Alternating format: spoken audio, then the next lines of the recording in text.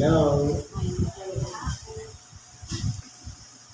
Sa pangalan po ng dakilang Panginoong Jesucristo, isang mapagpalang hapon sa bawat isa.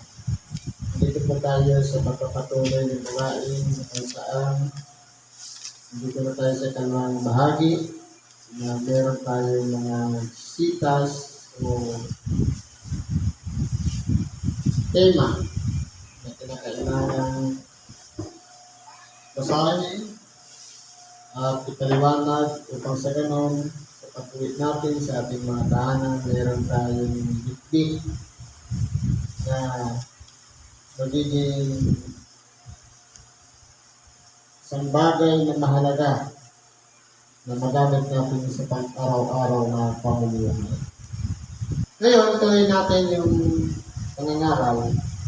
Ayon po sa ikalawang aralin sa Ebanghelyo ni Pastor San Mateo, sa Kapitulo 24, versikulo 37, hanggang sa 44.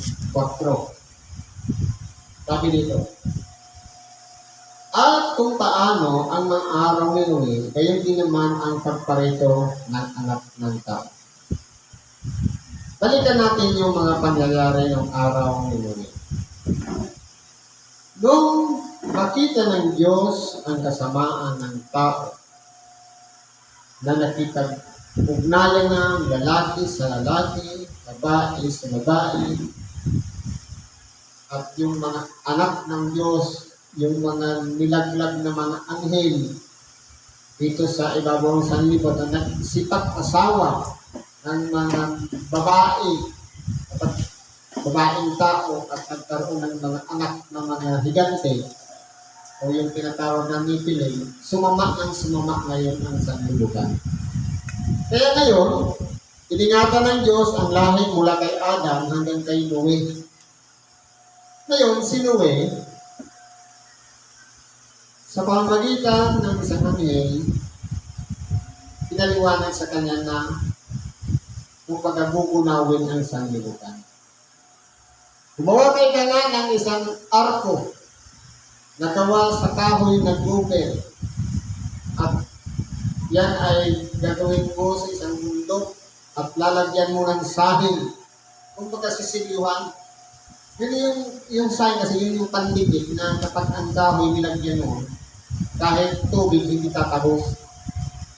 Kaya ngayon, ang ginawa ni Noe, gumawa siya ng daon. Anong ginawa ng tao? Pinagtawanan siya ng mga tao. Pero nangangaral siya ng pagsisisi.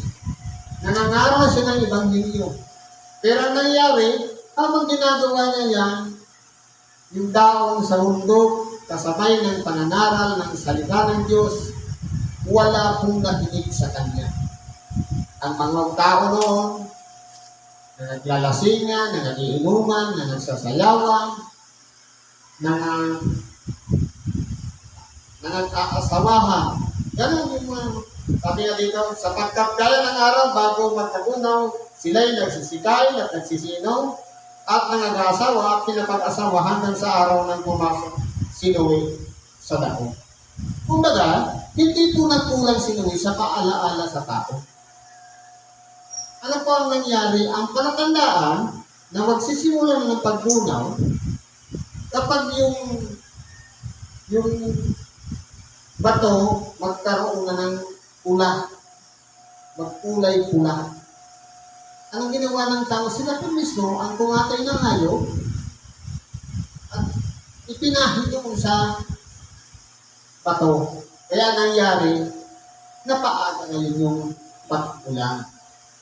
Sabi nga, umulan ng 40 araw at 40 gabi hanggang sa naabot yung mundo at lumutang ngayon yung arko na ginawa ni Noe, yung daon. At binuksan ang durungawan ng langit. Ibig sabihin, itong nakikita natin surface na blue, yung tubig sa taas ng kalawatan, ito yung tubig na bumaba sa sanlibutan. Sabi sa dito, nilantupan ang tinaptan. Kaya po, po, kung mapapansin natin, kahit science, hindi may paliwanag kung saan galing yung tubig. Kasi, kung ang tubig na yan, yung ginagawang process na sabi nga, evaporation, tapos dadali ng ulap, yung ulan sa ibang lugar, dapat hindi nagdadagdag ang tubig. Pero dahil nga, merong nakareserve na tubig, kaya napuno ang sanlibutan. Salit, sabi nga, 8 kaluluwa lang ang nangaligtas sa pamamagitan ng tubig. Pero ang sabi dito,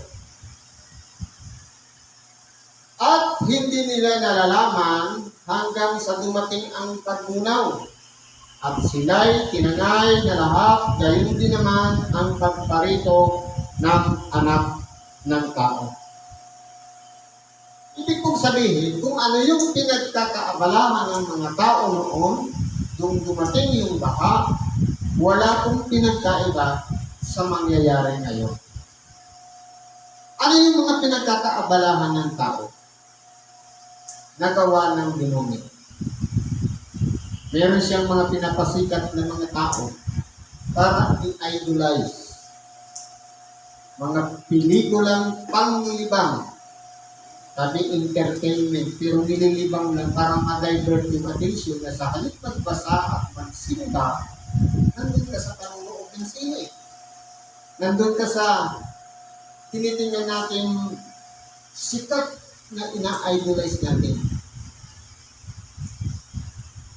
Ano ba? Yung mga kalakaran ngayon, lalong-lalo na yung logo ng ahas. Halos, kumbaga, mula pa ng bagong silang ng bata hanggang sa pagtanda, puro na injection. Isa pa po yan, nakapagpapahina ng immune system. Ano ba po?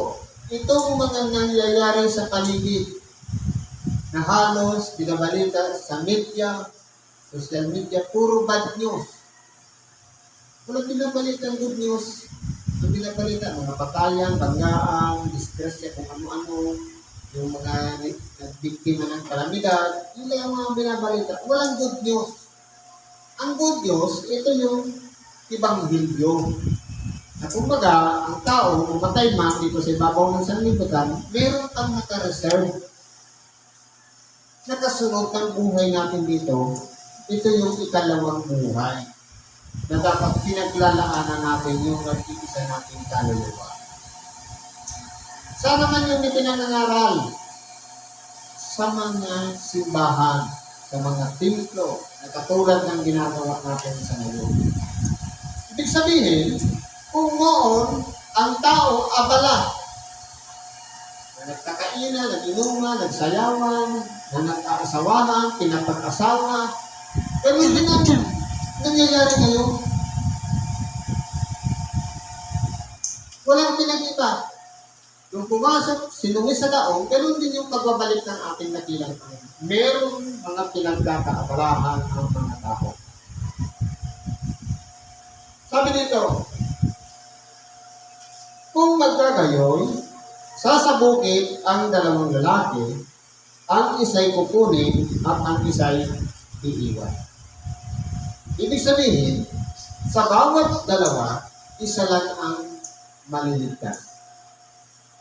Kaya, mas maigi pang maglakad na lang tayo mag-isa para hanapin natin ang ating sarili.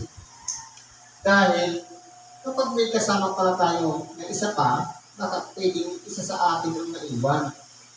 Ang isa ay kukunin, ang isa ay iiwan.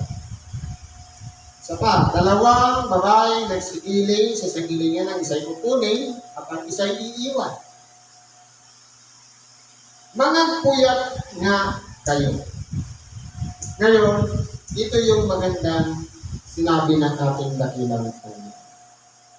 Pero, ginagawa po natin yan. Ang tanong, ano yung pinagkakapuyatan natin? Una,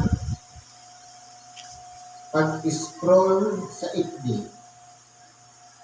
nanonood ng video, TikTok,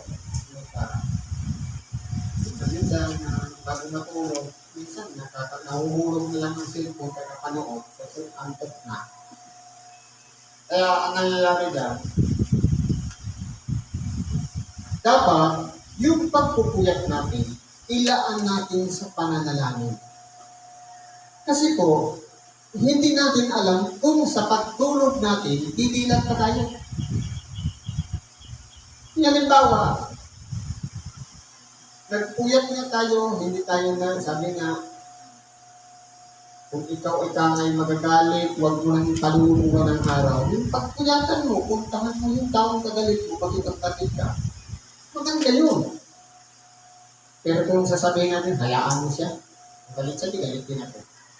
Ibig sabihin yan, meron tayong attitude na hindi pa angkop sa pagiging tagasunod ni Kristo. Kaya po, pagkaingatan natin ang ating sarili kung ano yung mga dapat nating gawin. Kung ano yung mga binibigyan nating halaga na pinagpupuyatan natin. Kasi kung halimbawa, kwentuhan, pinagpupuyatan yung mga bisyo, nagpuyat nga, inuman naman yung pinuntahan.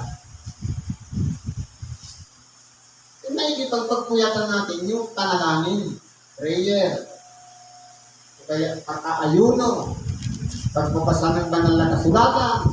Kung kailan pumanood ng video, kung ang video, kapakipakinaban.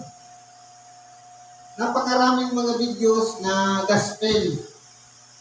Kung sa TikTok may masamang papanoorin, mayroon din mahuputin. Mayroon din mga ibang video. Kapag yun po ang pinagpupukusan natin, maganda.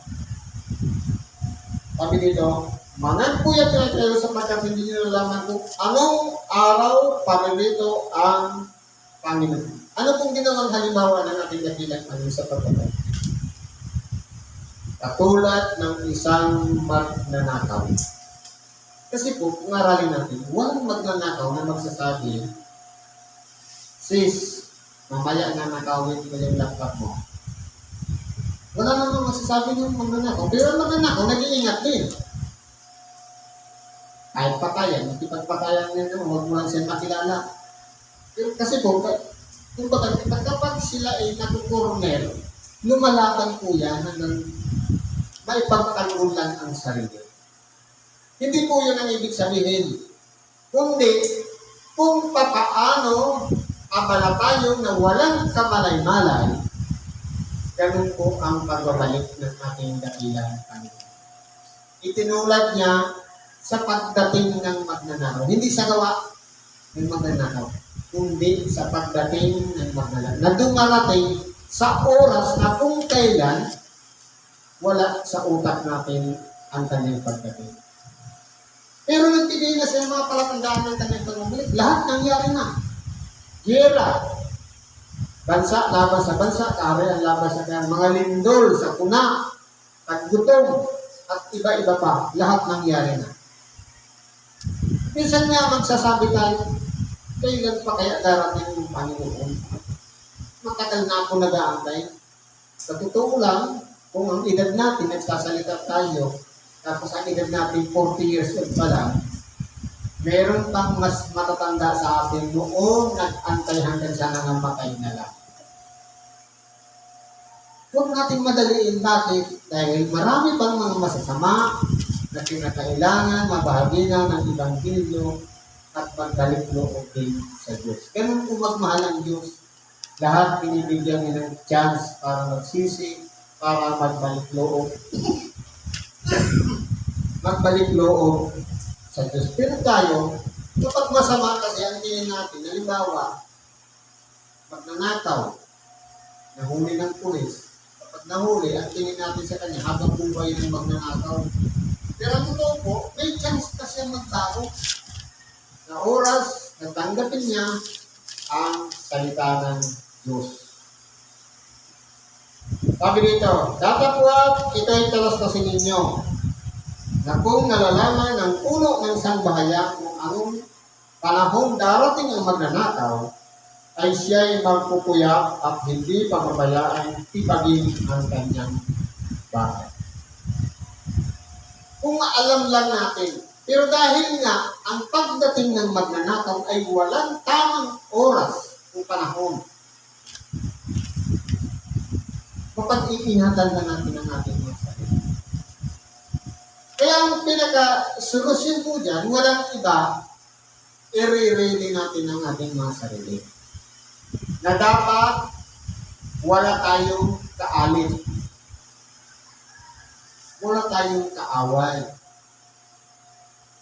Lahat kapatid. Kasi masarap-sarap na kung wala kang kaaway. Makakatulog ka ng mahal.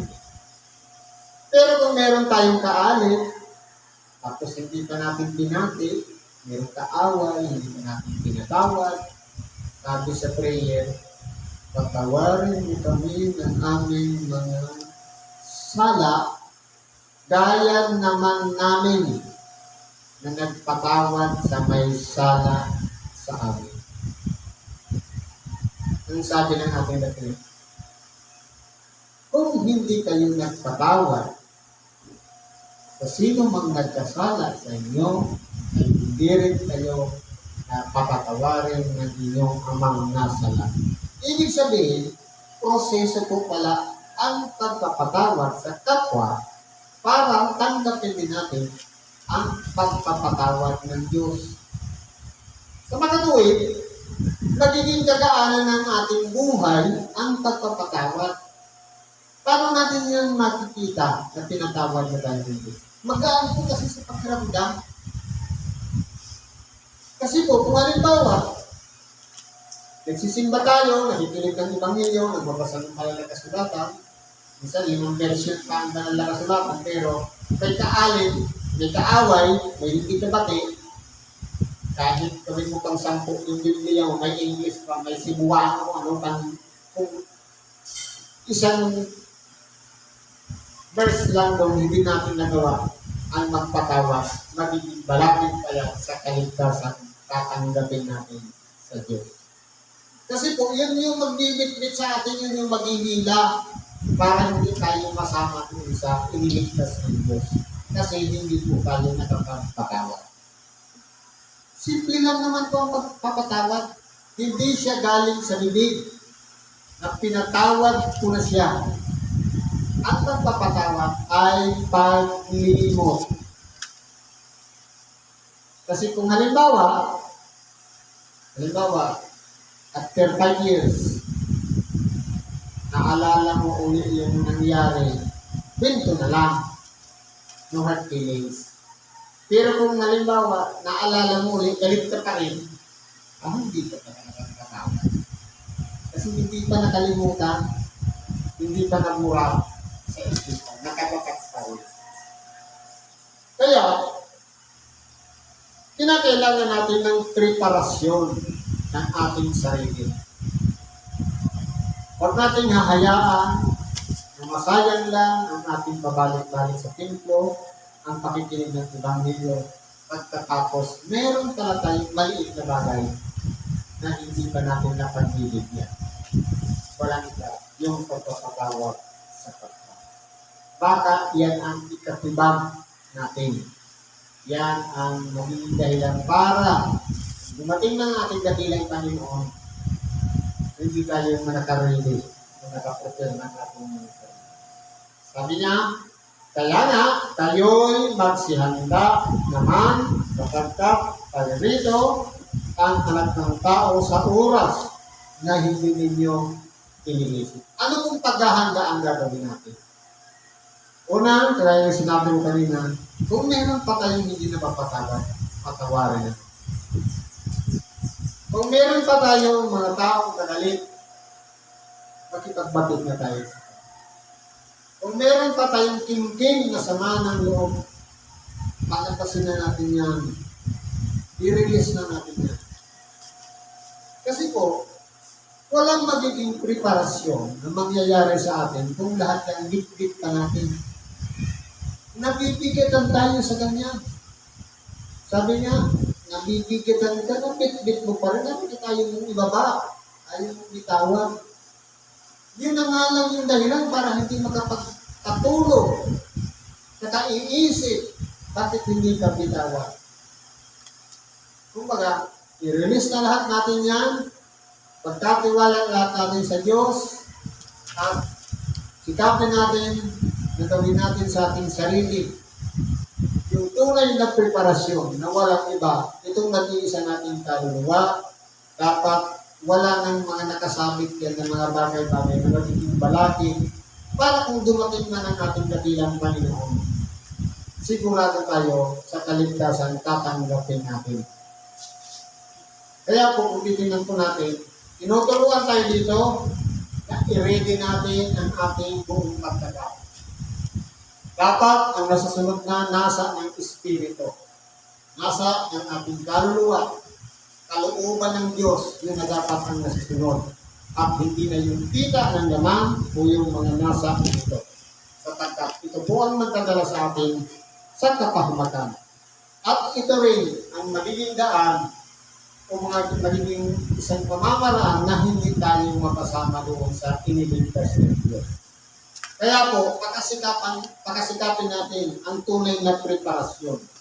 Magpatawad tayo, gawin natin ang ayon sa kalooban ng Diyos, isakripisyo natin ang ating sarili, magpakumbaba tayo, gawin natin ang kalooban ng Diyos, sundin natin ang kanyang mga aral,